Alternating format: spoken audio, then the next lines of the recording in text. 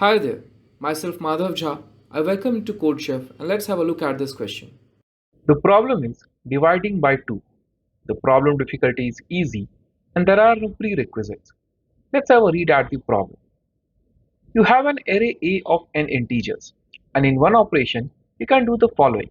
That is, choose an index I and update the element I by dividing it by 2 and taking the floor value of it. So in case if we have an even number, let's say something like 6, we divide it by 2 and this becomes 3.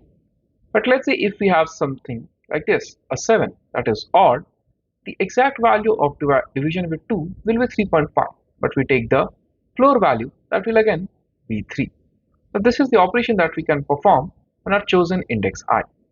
Now we need to find the minimum number of operations required to make all the elements in our array equal. So for the input format, we have t test cases, and for each test case, we have two lines. The first line contains the integer n, that is length of our array, and the second line will contain n spaced integers a1, a2, a3 till an. As for the output form, we just have to output on a new line the minimum operation to make all elements equal.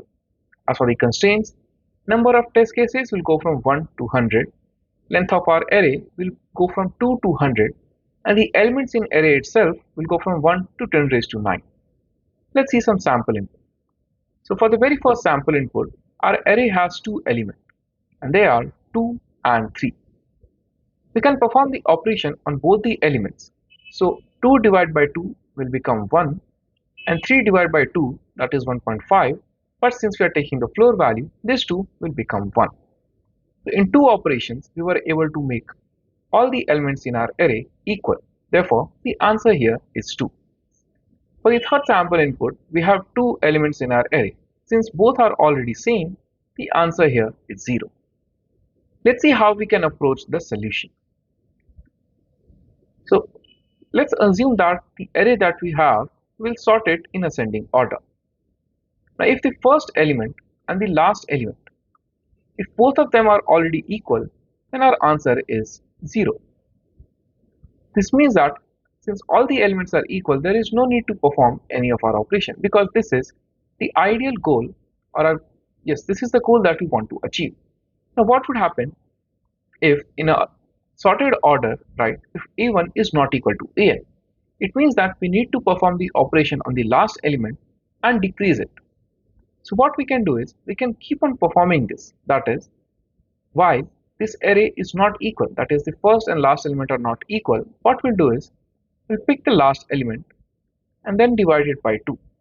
Then again we will sort it and then keep on checking the same condition, that if first and last element are equal or not. And we will keep on doing this until this is equal. And we will keep count of the operations that we are performing. At the end, whatever is this count of operation is the minimum number of operations required to make this equal.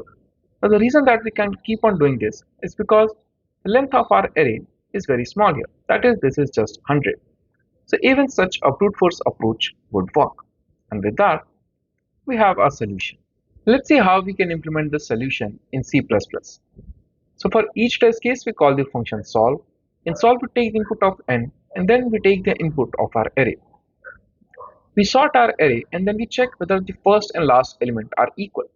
If they are not, then we'll perform the operation on the last element. Again sort the array and keep incrementing the count of the number of operations that we have performed.